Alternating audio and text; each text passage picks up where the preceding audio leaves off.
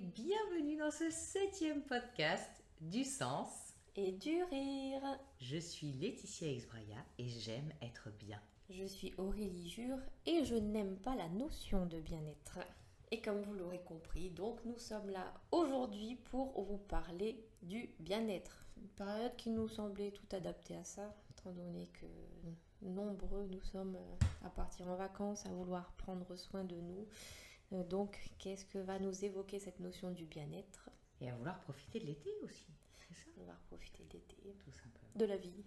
De la vie. Rattraper tout ce que nous n'avons pas pu faire le reste de l'année. Autant. C'est vrai que ça doit y jouer aussi sur notre motivation cet été.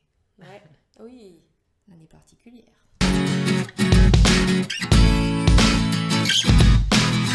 Pour la citation du mois, c'est une citation de Serge Bouchard dans son fameux livre de Nouveaux lieux communs. Très connu. Sous-titre « Être en forme », écrit en 1994. Et la citation est « C'est tellement triste d'être joyeux dans un monde où le bien-être est un devoir. » En effet, non au bien-être obligatoire, quoi. Non au bien-être obligatoire. Non au confinement. C'est pareil, c'est le même combat. Mais dis-moi donc, que t'inspire cette belle citation ? Je vais me permettre de la relire, parce que je trouve qu'elle est quand même très belle. C'est tellement triste d'être joyeux dans un monde où le bien-être est un devoir.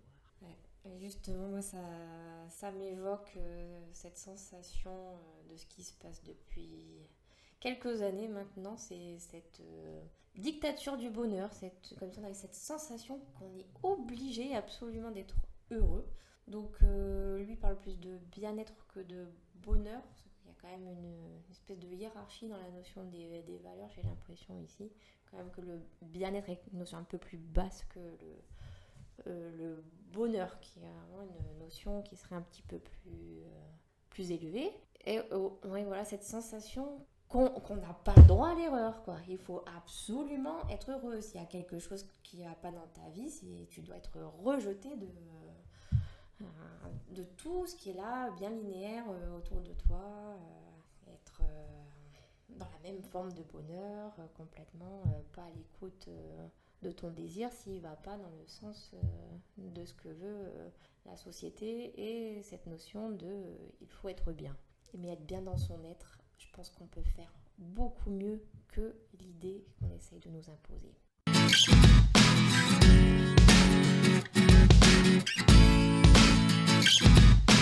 Dans cette thématique, j'ai envie qu'on se pose 2 questions. La première, c'est qu'est-ce que le bien-être ? Justement, définissons-le. Et oui. Donnons-nous un cadre. J'aime bien ça. Et la deuxième question, c'est le bien-être est-il une fin en soi ? Parce qu'on est sur ça, le bien-être, ça peut être un devoir, c'est cette culture du bonheur qu'on nous impose. Non pas que je ne cherche pas le bonheur quelque part, mais que le bonheur n'est pas forcément dans un bien-être lisse et linéaire, si ce n'est être bien, quoi. Et donc, on a posé la question. On fait un micro-trottoir. Micro-trottoir, qu'est-ce que le bien-être pour vous ? Et moi, j'ai beaucoup aimé la première réponse que j'ai reçue du grand sage Arnaud. Ben, le bien-être, c'est pas tout le temps. Alors, qu'est-ce que le bien-être ? Le bien-être, c'est pas tout le temps. Forcément, sur l'instant, j'ai pas tout de suite compris. Je pense comprendre pourquoi tu n'as pas compris. Aussi. Mais maintenant, je le comprends et surtout, je l'apprécie à sa juste valeur parce que, oui, le bien-être, c'est pas tout le temps parce que c'est un état. Un état qui pourrait être aussi, d'après notre micro-trottoir, un état de paix intérieure. Mais c'est simplement être bien avec soi. Et donc, le bien-être, parfois, c'est d'être perdu dans ses pensées, ça peut être d'être triste, ça peut être de ressasser les choses. Mais tant que tu en es conscient et que ça te permet d'avancer, parce que ça fait partie aussi des choses, hein, quand tu redescends, après tu te retrouves dans une nouvelle dynamique de remontée. Et donc, cette quête de bien-être et d'état peut passer par différentes phases qui, elles aussi, font partie du bien-être, ou en tout cas être bien, être soi. C'est ce que je retiens et ce que j'apprécie de l'échange qui a précédé, comme d'habitude, l'enregistrement de ce podcast. Et toi, donc qu'est-ce que le bien-être ? Qu'est-ce que tu n'aimes pas dans le bien-être ? En fait, le bien-être tel que tu viens de le définir, j'aime beaucoup. Ça me rassure. Oui, non, ce que je n'aimais pas, c'est juste le terme qui, pour moi, ne correspond pas à une réalité. C'est un terme galvaudé de nos jours. Oui, complètement. Parce que, comme je te disais, donc pour moi, l'être, c'est quelque chose qui est supérieur à nous, qui nous dépasse complètement, qui fait partie de nous, mais qui est aussi au-delà. Donc lui, à mon sens, il va bien tout le temps. Il n'a pas besoin de chercher à aller mieux, même. Il est déjà pleinement ce qu'il est, et puis tout est parfait comme ça. Et par contre, ce qui ne va pas, c'est la petite personne qui est là en bas, qui essaye de se dépatouiller dans la vie de tous les jours. Et puis, bon, bah, elle, avec son ego, là, elle pense toujours qu'elle peut contrôler la situation, puis décider à un moment donné d'être bien. Et qu'est-ce qui est bien, qu'est-ce qui est pas bien, qu'est-ce qui est mal. On se construit cette idée du bien et du mal par rapport à une information qu'on a eue à un moment donné qui n'est peut-être même pas la réalité. Et on en arrive à ne plus pouvoir écouter ce qu'il y a à l'intérieur de nous, à même vouloir complètement nier tous nos mauvais côtés qui font qu'on est ce qu'on est, quoi, simplement. Et qui peuvent parfois nous permettre d'être bien. Parce que parfois, quand on fait des conneries, c'est super agréable. Donc, on peut être aussi dans le bien-être. Mais oui, là c'est du coup cette notion d'être surtout en accord avec soi, moi que je voudrais retenir. D'ailleurs, c'est pour ça que j'avais décidé de rebaptiser la notion de bien-être l'accord juste. Là, quand tu es en accord avec ce qui résonne avec toi, avec tes pensées, que tu as envie de montrer au monde ta propre couleur, ta propre note, tes propres désirs. Là, on est pleinement dans la notion telle que je voudrais qu'elle soit, ou toi aussi, je suis sûre. Oh oui, moi j'adhère complètement. Là, je suis hyper enthousiaste, j'ai envie de sortir les pompons. Pomper la paille. Voilà, tu vois, faire la pom-pom girl. Mais donc, au final, le bien-être peut être une fin en soi, dans la mesure où on est sur cette définition, justement, du bien-être, qui passe par être soi, s'accepter complètement, quoi. Voilà, c'est là, c'est toujours là. Il n'y a même pas à aller à sa quête, quoi. Oui, puis en plus, après, disons que le bien-être, donc moi, ce que ça m'évoquait en premier, c'était les centres de bien-être. Et donc, ces fameux centres où on va se faire masser, où on va faire un spa, et où on va faire une pause, un instant dans sa vie, en considérant que le reste de sa vie est un enfer, bien sûr, et qu'il faut absolument aller dans un centre de bien-être pour de nouveau se sentir bien. Alors, ça peut aussi passer, du coup, par tout un tas d'autres choses, hein, comme voilà, faire du yoga, de la méditation, des massages. Des massages, bon, les massages quand même. Non, les massages c'est à part parce qu'on est forcément bien quand on se fait masser. Ah, mais oui. C'est forcément du bien-être de se faire masser. Ça dépend, hein, quand même. Ça dépend avec qui. Oui, remarque, ça dépend avec qui, on est d'accord. Donc, ouais, comment aussi? Combien de temps peut-être? Dans quelles circonstances? Exactement. Donc, le centre de bien-être, c'est une certaine définition, voilà, cette notion de pause, alors que finalement, cet état pourrait presque devenir un état de fait. On est bien, parce qu'on est, tout simplement. Et donc, on prend ce temps-là pour profiter de ce qu'on est, et tout le temps, et sans avoir besoin de faire des pauses. Alors, parfois, bien sûr, on est dans un certain engrenage, et faire des pauses nous permet justement des éléments de déclenchement. Mais ça passe pas forcément par tout le côté commercial du bien-être, voilà, tel qu'il est galvaudé de nos jours. Une vraie entreprise. D'ailleurs, on a entendu parler tout à l'heure de la fête internationale du bien-être, qui est née d'une entreprise spécialisée en bien-être, bien entendu. Il paraît même que 50 pays dans le monde font la fête du bien-être. Je ne le savais pas.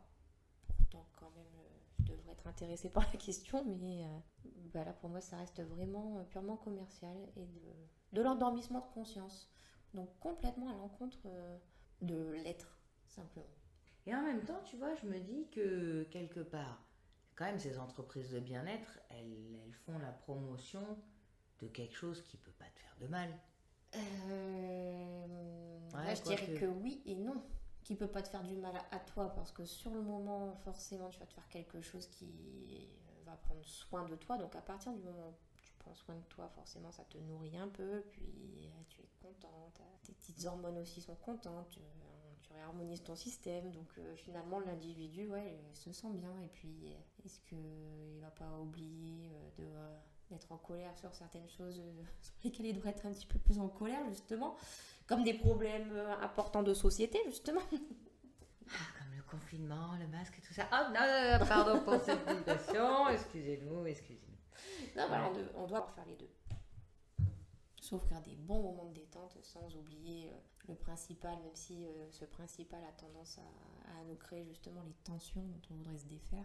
Un état d'être en paix, dans l'idéal, gère les conflits et en même temps regarde ça avec détente. Hein. Oui. Sans être toujours dans cette phase duel de allez, je me détends, mais après je me retends. Et puis je me détends, je me retends. C'est dur hein, en même temps à faire, mais c'est l'idéal. Mais donc, tout à l'heure, ce qu'on se disait, c'était que, en fait, dans ce bien-être un peu devoir, donc on veut se sentir bien. On n'a plus le droit de ne pas se sentir bien, finalement. Et sinon, va dans un centre de bien-être, ou va voir un thérapeute, ou va faire un truc, quoi, tu vois. Dans l'HP, quoi. Mais ne m'impose pas ton mal-être. Mais le mal-être, ça fait partie du bien-être, parce que, justement, être bien, c'est être, tout simplement, et c'est décorrélé de la notion de bien et de mal. Donc, quand on veut se sentir bien, on crée l'inverse de ce qu'on veut, parce qu'on oublie une partie, on oublie l'ombre, une fois de plus, de ce qu'on est, de ce qu'on vit. On met sous le tapis ce qu'on ne veut pas voir. Et on répète les mêmes erreurs. Et oui, alors qu'on aurait pu avancer si on acceptait de le voir, de le regarder. Non, c'est pas grave ça. Et donc on cherche des causes extérieures à notre mal-être aussi.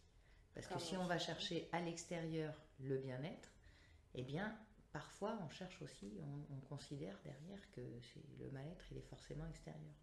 Et c'est pour ça que du coup on va chercher aussi le bien-être à l'extérieur.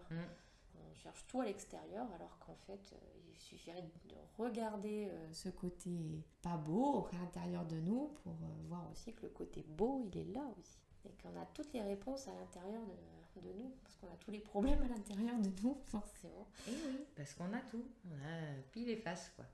Ouais. Rox et Rookie. La Belle et le Clochard, ça marche. C'est romantique.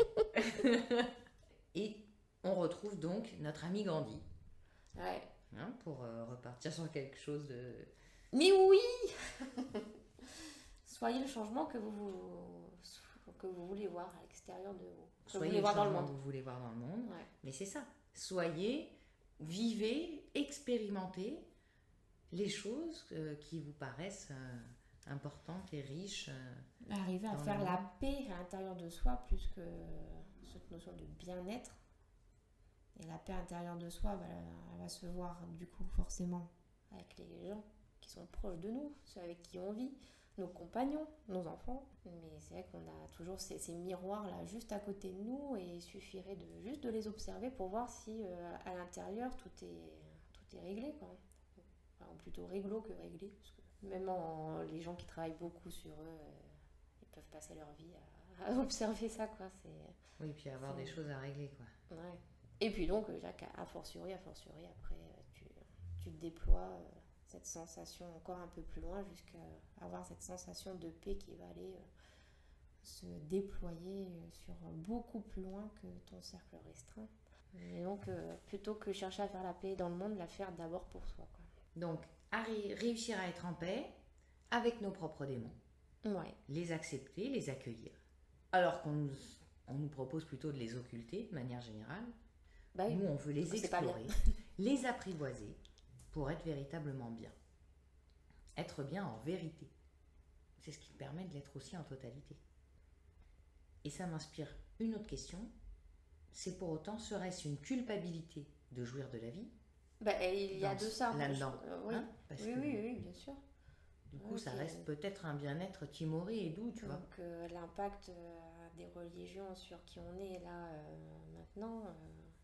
Même quand on se dit non-croyant ou athée ou quoi que ce soit, on ne se rend pas compte de l'impact que ça a pu avoir sur ce qu'il y a à l'intérieur, quoi. Ça, c'est clair. Oui, mais nous, on a décidé On arrive bien à l'expérimenter parfois même. Le non à la culpabilité. Non, non à la Et ouais. culpabilité, oui à la jouissance de la vie, oui au bonheur, oui à la gaieté, À la oui au jouissance des bien-être sens. qu'on fait. Alléluia. À jouir des sens. Oh, youpi. Donc bien-être et plaisir. Le plaisir étant lui aussi potentiellement un état, en tout cas on peut se retrouver en état de plaisir, qui peut être bref et éphémère, En extase. ou qui peut être longtemps, oui, on a parlé d'extase, d'état extatique. Ouais, ça c'est l'être qui est dans cet état. Voilà. Il suffit d'y penser, quoi. Voilà, un peu qu'on soit pas trop rassuré sur nous-mêmes, là. Dire, ah, mon être supérieur, lui, est dans cet état-là, donc tout va bien. Donc tout va bien. Ouais, peut-être. Tout va bien, ou en tout cas, ça va, c'est normal, tu vois. Je reste sur mon chemin et puis je reste moi-même. Et je pense que pour réussir à dialoguer comme ça avec son être, il faut aussi rentrer en introspection. Et que pour moi, la notion de bien-être est liée à l'introspection, qui nous permet d'être mieux avec nous-mêmes. Et potentiellement, après, mieux avec les autres. Et puis bien avec les autres, quoi. Introspection ne veut pas dire non plus se couper de tout lien social, parce qu'il y a aussi cette notion de bien-être en société, quoi qu'il en soit. Oui, et c'est là que même si jamais on ne se sent pas forcément bien avec soi-même, il est important, dédicace à 2 personnes, dont une s'appelle Hugo et l'autre Catherine, le respect. La notion de respecter les autres, c'est vrai que le respect contribue énormément à cette notion de se sentir bien. Si on ne se sent pas respecté, si on ne se respecte pas soi-même, on ne peut pas non plus aller respecter les autres, et si on ne respecte pas, on n'est pas bien avec soi. Et oui, c'est vrai, c'était pour notre micro-trottoir, le bien-être, c'est respecter les autres pour qu'ils soient bien. Ouais. Et se respecter soi. Respecter ses choix, ses désirs, surtout. Et voilà, même si ça ne va pas, quoi. Même si c'est de la tristesse, de la colère ou de l'angoisse. Bienvenue les émotions comme vecteur de bien-être.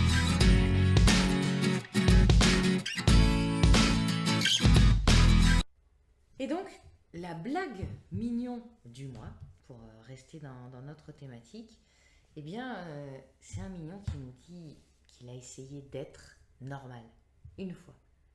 Et ça a été les 2 minutes les plus ennuyantes de sa vie. Et oui, voilà. Merci mignon. Merci mignon. Sois toi avant tout. Et c'est comme ça que tu pourras profiter de la vie et éviter l'ennui. On pourra reparler de l'ennui. Pour être, avec plaisir. Voilà, entre l'ennui et le besoin, être bien. N'hésitez pas à nous faire part si vous vous ennuyez pendant vos vacances ou au travail, justement. Oui, pour notre prochain micro-trottoir. On prend rendez-vous. Allez, À bel bientôt. été. À bientôt.